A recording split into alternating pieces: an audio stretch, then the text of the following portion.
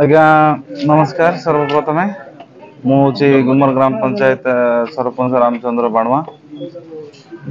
आमे विगत दिन रे आमर कुंदरा पंचायत समिति को अध्यक्ष विरुद्ध रे जो अनस्त प्रस्ताव आमे आनिथिलु आम कुंदरा ब्लॉक रो आम 28 जन सरपंच एवं समिति सभ्य सभ्या से ताहाको आधार करके आमर कुंदरा ब्लॉक कार्यालय रे आमर अनस्त प्रस्ताव को माने वोटिंग करबा पाई बोली आज समिति बैठक आयोजित करा जायतिला। से समिति बैठक रे आज आमर कुंदरा ब्लॉक रो 14टी सरपंच 14टी समिति सभ्य सभ्या उपस्थित रही आमे समस्ते आमर स्व इच्छा रे स्व मथरे आम गोटे निज निजर वोट प्रदान करिकी समिति सभ्या को विरुद्ध रे अनस्त प्रस्ताव रो वोट प्रदान करियछु जाकि बहुत सुंदर भाबरे एवं शांति श्रृंखला रे आज ताहा सुचारू रूपे आमर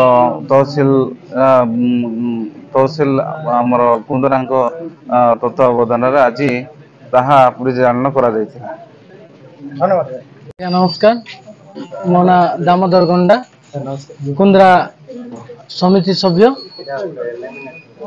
आपण मान तो समस्ते जानिथिबे आपण मान जरिया रे आमे कुंदरा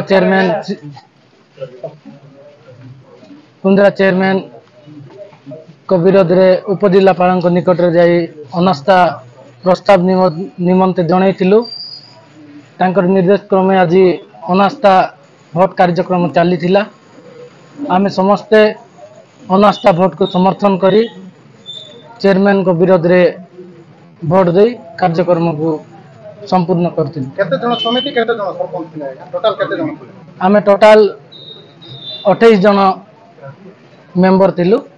समस्ते अनास्था को समर्थन करी चेयरमैन को विरोध रे भोट दे। काकू आपण नूतन चेयरमैन बाछि समस्या नहीं से विषय तो आमे चिंता करनु। आगामी दिन रे जे हमर समस्तंकर काम करिवो एवं कुंदरा ब्लॉक रो उन्नति करिवो ठीक सही बड़ी गोट कैंडिडेट करी आमे आगामी दिन रे तारो डिक्लेरेशन करबो। आज्ञा मो ना चित्तरंजन विषय पंचायत समिति कुंदरार उपाध्यक्ष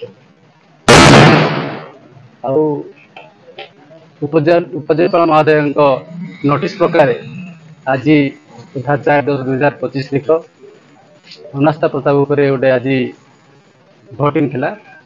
आउ समस्ते आम आज उपस्थित थिलु 14टा सरपंच और 14 समिति सभ्य समस्त थिलु एवं भोट रे मध्य आमे 28 जन अनास्था प्रस्ताव सपेक्ष भोट देछु एवं चेयरमैन को विरुद्ध भोट देछु।